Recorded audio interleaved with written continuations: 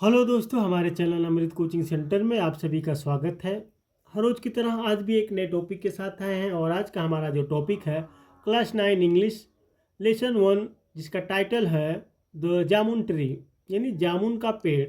इस लेसन के माध्यम से हम लोग एक जामुन का पेड़ के बारे में सीखेंगे, जिससे बच्चे, पक्षियाँ, सभी लोग बहुत प्यार करते हैं, बहुत प्रेम करते हैं। तो वीडियो को अंत तक जरूर देखिएगा। बहुत ही आसान तरीके से पढ़ाएंगे, आप लोगों को बहुत ही जल्दी यह लेसन पढ़ना आ जाएगा और दूसरों को भी पढ़ा सकते हैं। और लाइक ज़रूर कीजिएगा, क्योंकि एक लाइक हमारे मनोबल को बढ़ाता है। यदि आप लोग लाइक करते हैं तो इसी प्रकार से और वीडियो बनाने का मन करता है। तो देखते हैं इसमें क्या है, इस लेसन में जामुन का पेड़ के बारे में क्या बताया गया है। In the back yard of the house, यानी घर के पिछवाड़े में। बैक यार्ड का मतलब होता है पिछवाड़ा, यानी ऑफ द हाउस, घर के पीछे। Where Rikki, Jonak, Monpi and Tinki lived, जहाँ रिक्की, जोनक, मोनपी और टिंकी रहते थे। Stood a lovely jamun tree, एक प्यारा जामुन का पेड़ था। It was a tall and stately tree, यह एक लंबा और भव्य पेड़ था। यानी जहाँ पर रिक्की, जोनक, मोनपी एंड टिंकी रहते थे और टिंकी रहते थे, वहाँ उसके उस घर के पीछे क्या था, एक जामुन का पेड़ था और वह बहुत लंबा और बहुत ही सुंदर था। भव्य यानी अति सुंदर था। विथ डार्क ग्रीन लीव्स, जिसके गहरे हरे पत्ते, and ट्वेलिंग branches that cloud into the sky, और घुमावदार शाखाएं थी जो आसमान की ओर उठती थी। अब देखते हैं, एक बड़ा सा पेड़ रहता है तो उसकी शाखाएं बहुत ही मोटी मोटी होती हैं, जिसको हम लोग डाल बोलते हैं, और आसमान की तरफ उठी हुई थी। The jamun tree was a source of joy to the children, जामुन का पेड़ बच्चों के लिए खुशी का स्रोत था। यानी जामुन का पेड़ जो था वह सभी बच्चों के लिए एक खुशी का स्रोत था। यानी उस पेड़ की वजह से सभी बच्चे वहाँ पर जाते थे, खेलते थे, कूदते थे, हंसते थे। वह एक स्रोत बन गया था, क्या, जामुन का पेड़। जैसे हम लोग देखते हैं कई बगीचे होते हैं तो वहाँ क्यों जाते हैं, क्योंकि वहाँ पे पेड़ रहते हैं, कुछ खाने को मिलता है, वहाँ पे खेलने को मिलता है, कुछ छाया मिलती है, आराम करने को मिलता है, इसीलिए हम लोग बगीचे में जाते हैं। They loved to climb its knotty gnarled branches, उन्हें उसकी गांठदार टेढ़ी मेढ़ी शाखाओं पर चढ़ना पसंद था। And play hide and seek among the foliage, यानी फोलीज, और पत्तियों के बीच लुका छिपी खेलना बहुत पसंद था। यानी उन लोगों को उस शाखाओं की गांठदार, यानी जो टेढ़ी मेढ़ी शाखाएं होती है, डालियां होती है, उस पर चढ़ना और पत्तियों के बीच लुका छुपी खेलना बहुत ही पसंद था। During the sweltering summer month, गर्मियों के महीनों में, यानी स्वेल्टरिंग का मतलब होता है बहुत गर्मी, बहुत अत्यधिक गर्मी। समर मतलब गर्मी होता ही है, लेकिन स्वेल्टरिंग मतलब होता है अत्यधिक गर्मी। तो गर्मियों के महीनों में, hot and tired after playing, खेलने के बाद गर्मी और थकान के कारण, यानी बच्चे देखते हैं आप लोग, जब गर्मी होती है तो खेलते हैं लेकिन फिर वह थक जाते हैं, क्योंकि काफ़ी गर्मी काफ़ी होती है। In the backyard the children took rest under its welcome set, बच्चे इसकी स्वागत योग्य छाया में आराम करते थे। गर्मियों के महीने में बच्चे खेलने के, यानी जब खेलते थे, गर्मी और थकान के कारण क्या करते थे, उसकी छाया में, उस वृक्ष की छाया में आराम करते थे। ड्यूरिंग समर टू, गर्मियों के दौरान भी, the fruits of the jamun tree ripen, जामुन के पेड़ के फल पक जाते थे, नहीं पकते थे। तो गर्मियों के दौरान आप लोग देखते हैं, जब हल्की सी बारिश होती है तो जामुन बहुत तेज़ी से पकने लगता है, तभी भी बहुत गर्मी होती है, बारिश भी होती है, गर्मी भी होती है। तो गर्मियों के दौरान भी जो जामुन का वृक्ष होता है, जामुन पक जाते हैं। At first these appeared in tiny unripe green colours, पहले ये छोटे कच्चे हरे गुच्छे में दिखाई देते थे। अब देखिए, पहले क्या देखते हैं आप लोग, जब जामुन पका नहीं होता है तो छोटे छोटे जो है गुच्छों में दिखाई देते हैं, लेकिन हरे रहते हैं और कच्चे रहते हैं। जब कच्चे रहते हैं तो हरे रहते हैं, उसके बाद कलर ब्लैक हो जाता है, जामुनी कलर हो जाता है। विच ग्रेजुअली, जो धीरे धीरे swelled into juicy purple coloured fruits, रसदार बैगनी रंग के फलों में बदल जाते थे। यानी पहले तो ये हरे हरे गुच्छों में दिखते हैं जब कच्चे रहते हैं, फिर धीरे धीरे उनका कलर जो है बदल जाता है, रसदार हो जाता है। The branches of the tree, पेड़ की शाखाएं drooped with the weight of their luscious burden, उनके रसीले बोझ के वजन से झुक जाती थी। जब पेड़ पर फल लगते हैं, देखते हैं उनकी डालियाँ जो कमज़ोर होती है वह लटक जाती है, झुक जाती है। Their greatest joy was to eat the ripe jamun, उन्हें सबसे ज़्यादा खुशी पके हुए जामुन खाने में होती थी। तो बच्चों को जो है खेलने में भी खुशी होती थी और उसके छाया में आराम करने में भी खुशी होती थी, लेकिन सबसे अधिक जो खुशी होती थी वह पके हुए जामुन खाने में। While sitting on a long study branch of the tree, पेड़ की एक लंबी मजबूत शाखा पर बैठकर, यानी पेड़ की एक लंबी शाखा पर बैठकर उन्हें सबसे ज़्यादा खुशी पके हुए जामुन खाने में होती थी।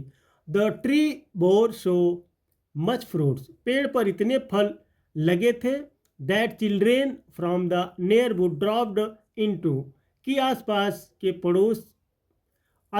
यानी आसपास के पड़ोस के बच्चे भी वहाँ आ गए, यानी आ जाते थे। पेड़ पर इतने फल लगे हुए थे कि आसपास के बच्चे भी, जो पड़ोसी के बच्चे थे वो भी आ जाते थे। And ate as many jamuns as they could, और जितने जामुन खा सकते थे वे खाए, वे जितने जामुन खा सकते थे उतने जामुन खाते थे वो भी। The backyard always resounded with the shrill cries of happy children, पिछवाड़े में हमेशा खुश बच्चों की किलकारियाँ गूंजती रहती थी। अब जहाँ पर जामुन बच्चे खाते थे, देखते आप लोग पेड़ जहाँ ढेर सारे बच्चे होते हैं वहाँ पे बहुत ही आवाज़ होती है, बहुत शोरगुल होता है। तो पेड़ पर चढ़ के जामुन खाते हुए बहुत ही शोर को किलकारियाँ मारते रहते थे हमेशा, तो वही किलकारियाँ जो है गूंजती रहती थी। The syrupy sweetness of the jamuns invited other visitors too, जामुन की मीठी मिठास दूसरे मेहमानों को भी आकर्षित करती थी। A pair of squirrels who lived in a nearby bamboo grove, पास के बांस के बगीचे में रहने वाली गिलहरियों का एक जोड़ा came regularly to nibble at the fruits, नियमित रूप से फलों को कुतरने आता था। यानी पास ही के जो बांस का बगीचा था उसमें दो गिलहरियाँ रहती थी और नियमित रूप से रोज रोज वह फलों को कुतरने के लिए, नहीं काटने के लिए आती थी। Scores of beautiful bluebottles flitted around the tree, पेड़ों के इर्द गिर्द कई खूबसूरत नीली नीली तितलियाँ उड़ती रहती थी। Sitting every now and then to drink nectar from the fruits, और बीच बीच में फलों के रस पीने के लिए बैठ जाती थी। तो पेड़ जो था वह जामुन का बहुत ही आनंदमयी था। जब फल उस पर पक जाते थे तो बच्चे तो खाते थे, लेकिन जो गिलहरियाँ थी वो भी, और ढेर सारी सुंदर सुंदर तितलियाँ भी आती थी। जो पेड़ पर आप लोग देखते हैं जामुन गिरता है तो उसके उस जामुन पर भी बहुत से ऐसे होते हैं, तितलियाँ होती हैं, बहुत से ऐसे छोटे छोटे क्रीचर्स होते हैं जो उनका रस लेती हैं। हनी बीज, मधुमक्खियाँ who seemed to be forever busy, जो हमेशा व्यस्त रहती थी, यानी मधुमक्खियाँ जो हमेशा व्यस्त रहती थी। Filled the air with their urgent buzzing, अपनी तेज भिनभिनाहट से हवा को भर देती थी। यानी जब देखते हैं आप लोग मधुमक्खियाँ आती हैं तो कितना तेज़ी से जो है भनभनाती है, तो उनका पंख बहुत तेज़ी से चलता है तो हवा भर जाता है। Ants arrived in great numbers, चींटियाँ बड़ी संख्या में आती थी, यानी चींटियाँ जो रहती वह बड़ी संख्या में आती थी। Marching in straight lines in carry off the fruits which had fallen onto the ground, जमीन पर गिरे फलों को उठाने के लिए सीधी कतार में चलती थी। यानी जो जमीन पर फल गिरे रहते थे उसको उठाने के लिए वह एक लाइन में चलती थी, यानी कतार में चलती थी। The children would spend hours watching the ants, बच्चे चींटियों को देखते हुए घंटों बिताते थे। तो जब चींटियाँ जो है फल, गिरे हुए फल को जो है उठाने के लिए लाइन से चलती थी, तो बच्चे लोग उन चींटियों को देखने में घंटों बिता देते थे, यानी बहुत समय वैसे ही बिता देते थे। दे marveled at the discipline with which these hard little creatures toiled। इन छोटे छोटे जीवों के अनुशासन पर आश्चर्यचकित थे, क्योंकि ये बहुत छोटे छोटे जीव रहते हैं तो कितना परिश्रम करते हैं। Carrying loads many times their own wait, जो अपने वजन से कई गुना अधिक भार उठाते थे। यानी बच्चे जो है यह सब देखकर हैरान थे। चींटियाँ को आप लोग देखते हैं कितनी छोटी छोटी रहती है, लेकिन कितना भार लेकर चलती हैं। But the visitors that the children love the most were the birds.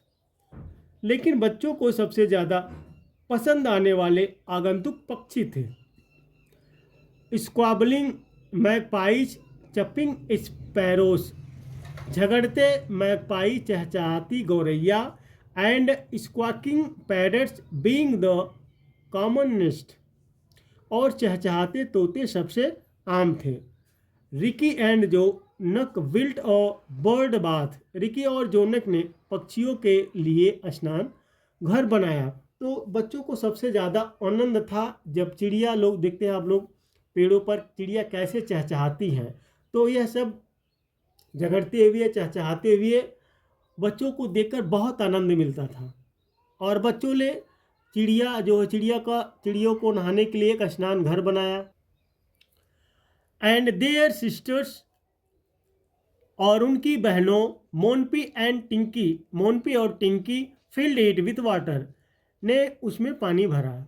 और उनकी बहनों ने जो है मोनपी और टिंकी ने उसमें पानी भरा। The birds enjoyed splashing about in the cool water. Splash मतलब होता है जैसे छिड़कते हम लोग, छींटे मारते हैं मुंह पे। पक्षियों ने ठंडे पानी में छप छप करके आनंद लिया।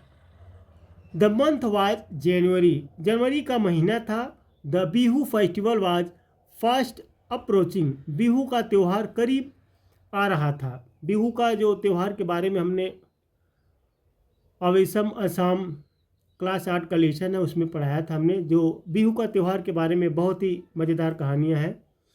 There would be much feasting and merriment during the festival, त्यौहार के दौरान खूब दावत मस्ती होती। Each household would build a meji, हर घर में मेजी बनाई जाती है। तो वहाँ का भाई जो त्यौहार है, जिस प्रकार से त्यौहार है, तो उसी प्रकार से सब लोग दावत करते हैं और पकवान बनाते हैं। तो वहाँ पे हर घरों में जो है मेजी बनाई जाती है।